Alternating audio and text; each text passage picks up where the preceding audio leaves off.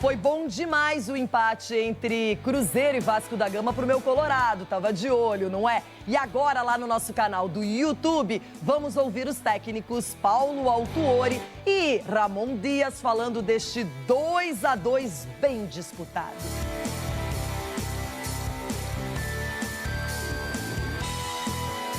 Creo que fue un partido, por momentos, Vasco jugó muy bien en el inicio del primer tiempo, hasta que convertimos el gol. Y después por ahí nos retrasamos un poco y ahí tuvimos dificultad, no marcamos bien a los dos volantes internos que tenían ellos, que sabíamos que atacaban mucho, y eso fue uno de los errores tácticos que cometimos. Y después lo que sí tengo que decir, decir algo del equipo, es el espíritu que tiene. El espíritu, las ganas, la actitud. Ante la dificultad, cambiamos algunas cosas tácticas y algunos jugadores y demostró que el equipo tiene carácter. Tiene carácter, tiene determinación. Un partido complicado y lo pudimos revertir y hasta el último momento lo podíamos haber ganado. Por ahí fueron muy finos cuando se anularon el gol. Pero bueno, eso es parte del juego, pero contento con el equipo porque con esa actitud es muy difícil que podamos bajar. Es muy difícil. Y los otros equipos van a tener que pelear como nosotros también.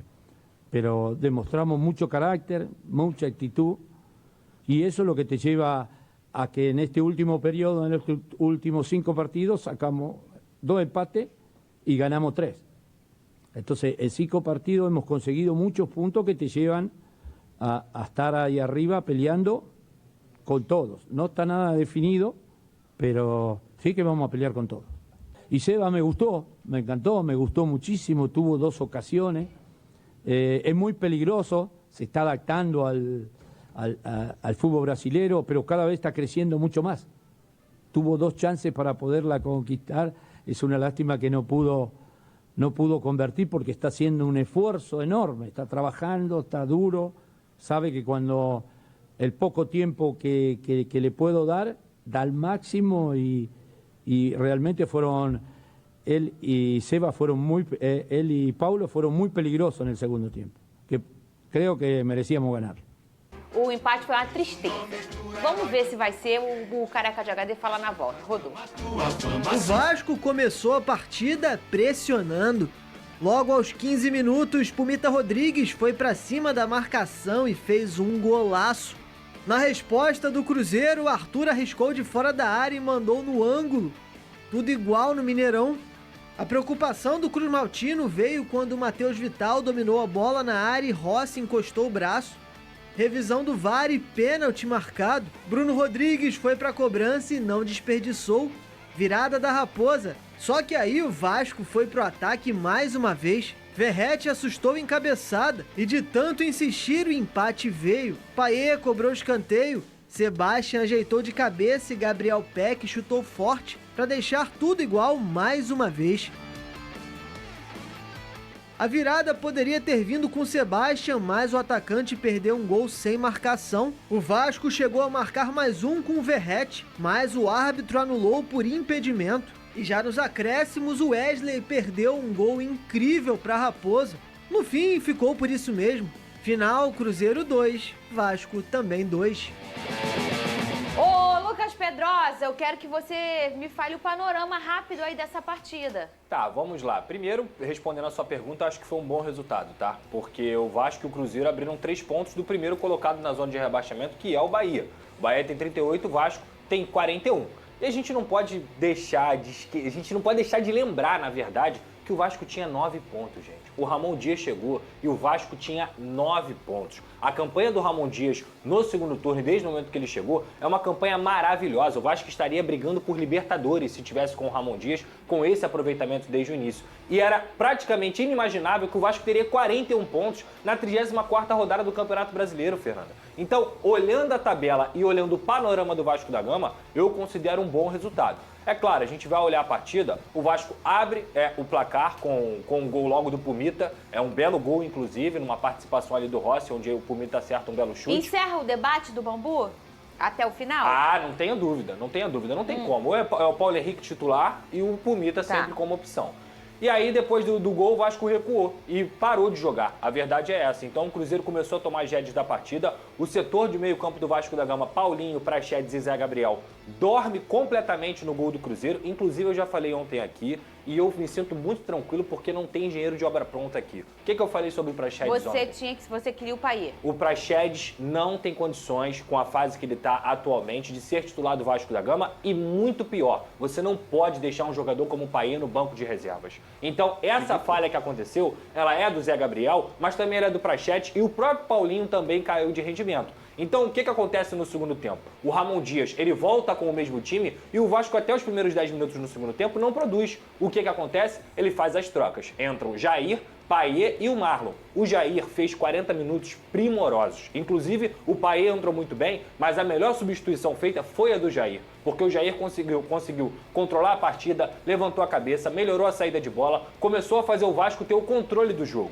E aí depois o Vasco consegue chegar ao gol de empate em um cruzamento do Payet no escanteio, belíssimo, uma bela batida. O Sebastião acaba escorando para o Gabriel Peck, que não fez uma boa partida, estava muito sumido no jogo, mas ele está sempre lá, então a gente tem que destacar que ele é o ponta com mais participações em gols do Campeonato Brasileiro. A temporada que o Gabriel Peck faz é muito boa. E aí, depois a gente tem os lances fatídicos que, assim, com muito respeito, eu sempre tenho muita consideração com os atletas e sempre vai ser assim. Mas o Sebastião é um atleta que, na minha visão, ele não deveria ser utilizado pelo Vasco da Gama. Por mais que ele tenha dado a assistência, ele é um cara que... Cadê o lance dele? Que ele é pior do que o Alex Teixeira, por exemplo. Eu acho que ele perde 2 gols claros. Um nesse lance do Piton, que fica cristalino. E teve outro lance também que o Payet fez uma jogada pela esquerda, dribla 2 jogadores e coloca na cabeça dele. E ele perde o gol também. Fora o azar imensurável da questão do impedimento no gol do Verratti. Então, não é nada contra o jogador. Não é nada contra o jogador, pessoal, nem nada. Muito pelo contrário, eu fiquei com pena até da situação dele saindo de campo e chorando.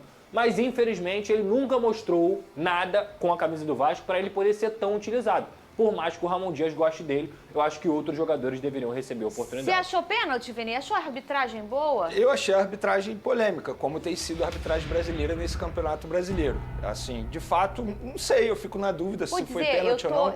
Eu tô assim com bola de mão, a bola na mão na bola. Eu acho que o Rossi, ele assumiu muito o perigo, a verdade é essa, assumiu muito o risco. Mas se a gente for parar e analisar, ele não atrapalha 100% o jogador do Cruzeiro.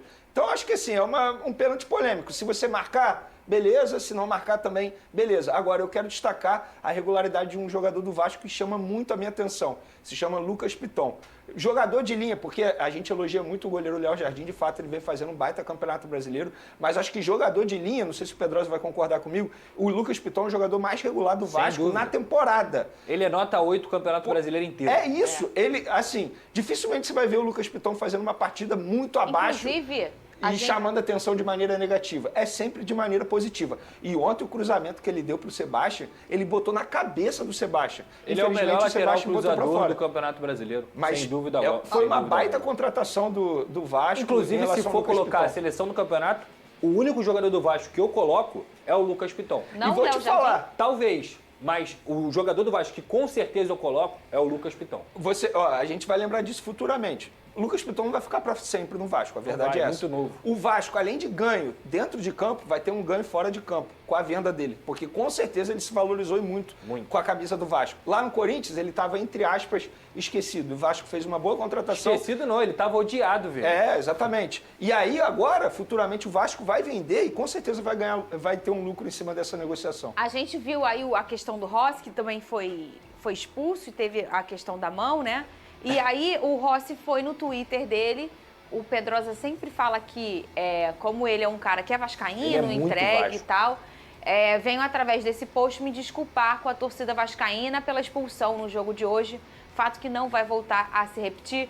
Isso mostra como o jogador se abalou, né, com a situação. Eu acho isso muito bacana. Eu tava lendo os comentários, aí, pô, deu mole, mas Búfalo...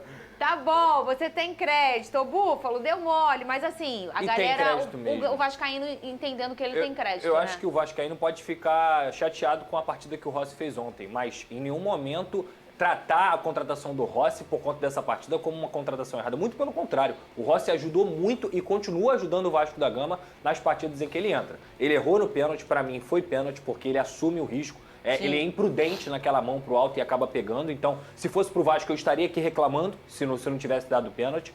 E depois ele acaba sendo expulso, inclusive até uma curiosidade. O Voaden colocou na súmula que quem foi expulso foi o Gabriel Peck. Ele errou.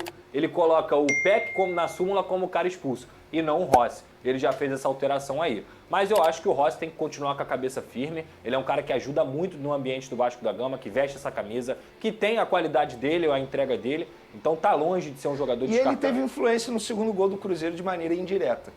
Porque o Voaden, ele deu mais 1 minuto de acréscimo no primeiro tempo por conta da discussão do Rossi com o Paulo Autori.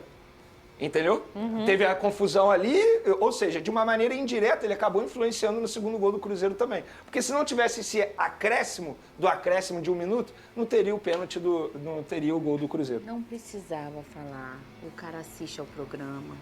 Ele é muito vascaíno. Não, e ele sabe que eu sou fã dele. Ele já pediu desculpa ali. Não, mas... a dor da cabeça fica pior, Vini. Não. Rossi, com todo tá respeito... tudo certo, Rossi. O povo Tá, já te... ele sabe, o velho. povo... Ele sabe que ele deu mole. Então não tem nenhum problema falar, Mas né? olha aí, ó. Falaram tão mal dele e ele deu a assistência para esse gol aí É do começo. verdade. Vamos botar a tabela aqui do Brasileirão?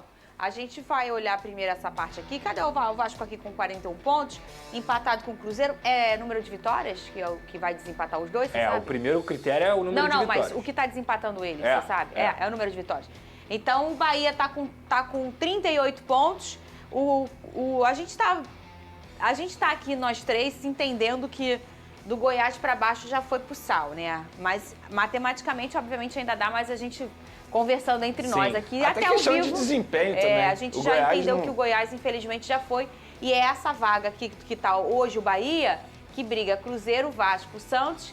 E nós falamos aqui, vocês acham que o Internacional não? Vocês Eu dois não acham acho que isso? tá. Eu acho. Você acha que Eu não não acho. briga? Ó, o Campeonato Brasileiro, gente. Você acha que ele briga? O Internacional não tem time pra estar aí. O Internacional tem time pra estar lá em cima. Mas o Grêmio também Só não que, tinha assim, no ano retrasado é e isso caiu. que eu tô te falando. Eu acho que não. Mas se não ganhar e os outros... Gente, é matemática. Tem que pontuar. O Internacional tá nesse limbo aí desde o momento que ele saiu da Libertadores. E não Igual o conseguiu, Fortaleza. E não conseguiu sair desse limbo. Então tá aí o Vascão com 41 pontos. Próximo adversário do Vasco é o... O Vasco pega o Atlético Paranaense sábado, 7h30 da noite. Lá na Liga Arena, né? Galera, o resultado de ontem não foi um dos melhores, né, pro Vasco aí. Mas temos que ver pelo lado bom, temos que ver pelo lado aí que o Vasco conseguiu um ponto fora de casa, né? E aí, pelas projeções aí, eu consegui 46, 47 pontos e a gente se livra completamente. Creio que o próximo jogo, o Vasco sempre nos surpreende contra times que estão melhores, né?